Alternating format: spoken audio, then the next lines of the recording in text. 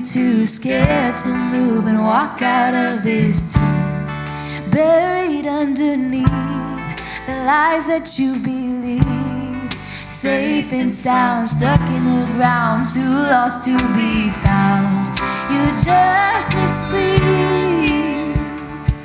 It's time to leave. Come on and rise up, take a breath, you've been alive now. Can't you hear the voice of Jesus calling us out from the grave like Lazarus? You're brand new, power of death couldn't hold you. Can't you hear the voice of Jesus calling us out from the grave like Lazarus? Rise up, rise up, out from the grave like Lazarus. And when he said your name, the thing that filled your veins was more than blood, it's kind of love that washes sin away.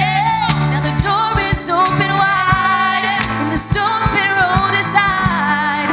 The old has gone, the light has come, so come on and rise up, take a breath, you're alive now. Can't you hear the voice of Jesus calling us out from the grave like Lazarus? You're brand new, power of death couldn't hold you. Can't you hear the voice of Jesus calling us out from the grave like Lazarus? Rise up, rise up. He's calling us to walk out of the dark. Yes, he's giving us new resurrected hearts. Oh yeah, he's calling us to walk out of the darkness. He's giving us new resurrected hearts. Come on and rise up, take a breath, you're alive now. Can't you hear the voice of Jesus calling us out from the grave like Lazarus? You're brand new, power of death couldn't hold you. Can't you hear the voice of Jesus calling us out from the grave like Lazarus?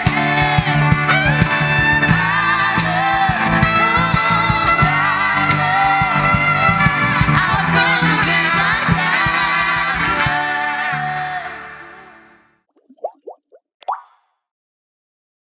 Hey kids, it's Miss Megan here. I'm so excited to bring today's review. You know I love that review. We've been talking about the scrolls, which is the backstory behind Jesus. And the whole reason we've been spending so much time on this is if you just jump into the Bible right at the Jesus part, a lot of what he says and does seems really strange and confusing.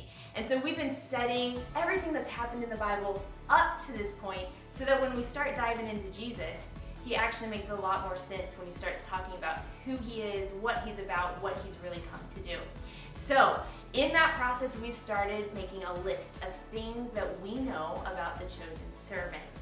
And the past couple weeks, we've added some new things to that list. One, we've talked about how the Spirit of God will be on him. That means all of God's power and energy and beautiful personality will be on Jesus wherever he goes. And then the other thing that we added last week was this thing called the fear of the Lord. Isaiah says that the chosen servant, who we know as Jesus, will delight, will take great joy in the fear of the Lord. And that simply means that wherever he goes, whatever situation or friendship or conversation he's in, he's always thinking, man, my God is so powerful. What does he want to do in this moment? And so that's kind of some details that Isaiah gave us so that when we see Jesus, we recognize that Isaiah said he would be like that. And today, you might have guessed, Pastor Jordan is going to take us back into Isaiah and we're going to add something new to the list. But before we do that, I want to review the context of Isaiah. Remember, context is all the stuff we already know about the people, the places, and the details in the story. So when we come to Isaiah, we know that Isaiah is a prophet. He is a listener. He spends time with God and he listens to God's heart. And God has been telling Isaiah, hey, I've got a message you need to take your people, and it is this. exile is coming. Now, I don't know if you remember, but exile is basically like slavery, right? It's you get kicked out of your land, carried off to a foreign place, and you have to just do whatever these people tell you to do. It's really the biggest, baddest, worst news ever. And Isaiah's job is to tell the people, look, God's told you, you need to turn around, you need to stop, you need to change, and you just haven't, and it's too late. But Isaiah has some good news in that, and that is that God is still with you. He still loves you. He's still committed to you, just like he was committed to Abraham and Isaac and Jacob. And he's sending a rescuer. Now, before we get into the lesson today, I want you to put yourself in their shoes. If you were the people of season 6, in exile, being pushed down by these bullies, and you heard Isaiah say, God is sending a rescuer, what do you think that rescuer would rescue you from? Just think about that.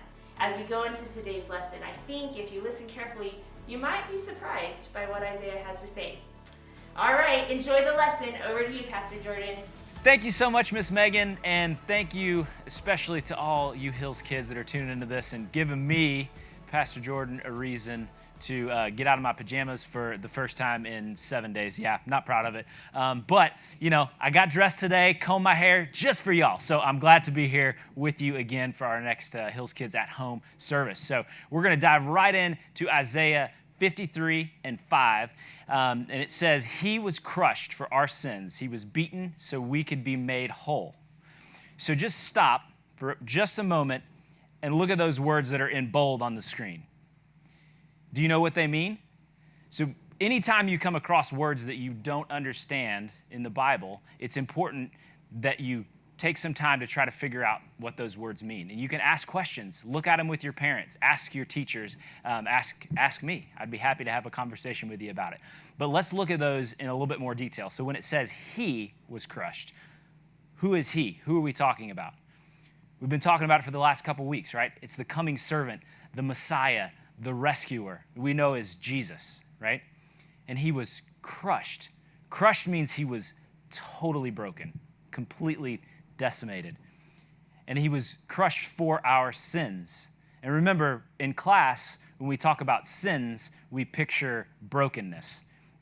It's like a disease that takes over our lives and breaks our hearts, right? That's that image of the broken heart that we see in class.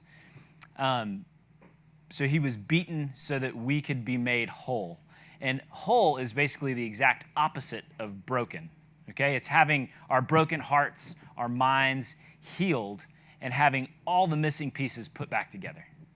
So now that we understand the words in Isaiah, we can rewrite the verse in words that we better understand.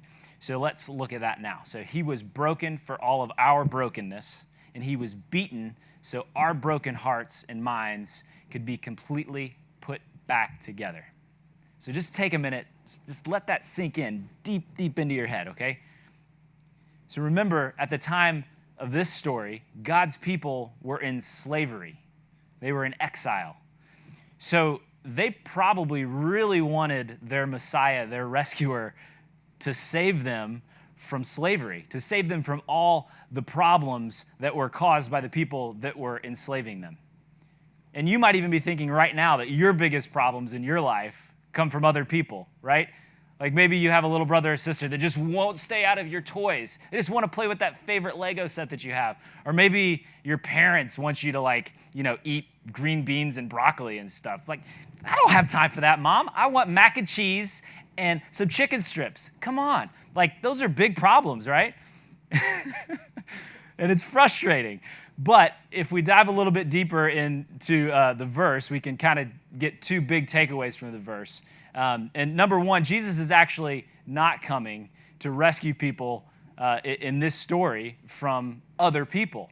He didn't come to rescue us from other people. So probably you're going to have to go ahead and eat your broccoli and your green beans. It doesn't mean you can't get some mac and cheese every once in a while. But Jesus didn't come to rescue you from those rules that your mom set for you, though. He's coming to rescue us from the power of brokenness that hurts us on the inside.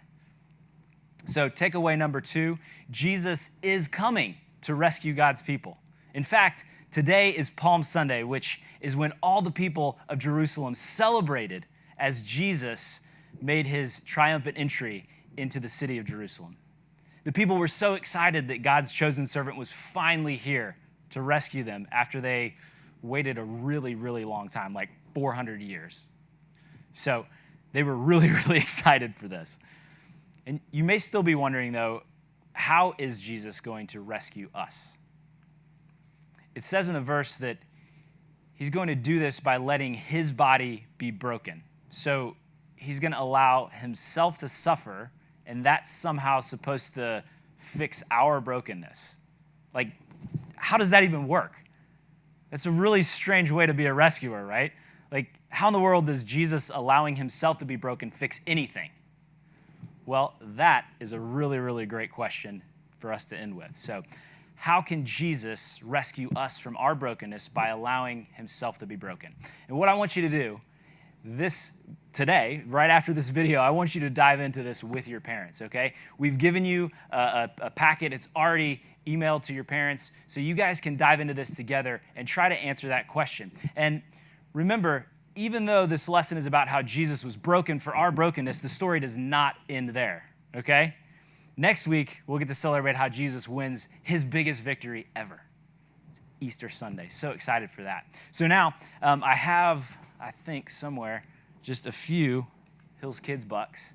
I've got a 20, a 10, and a 5. And I've got a challenge for y'all. And I know that you kids love to get you some Hills Kids bucks, okay? So the challenge is the very first person who can respond with an answer to that question, I want a video response to that question. And the kid needs to be the one answering the question, parents, okay?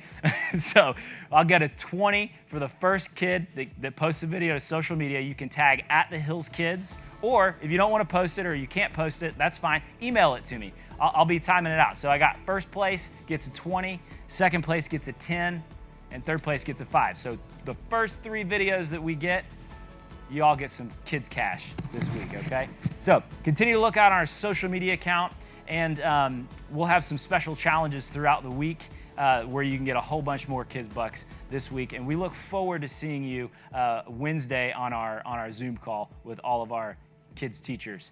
God bless y'all. We love you so much. See you next week.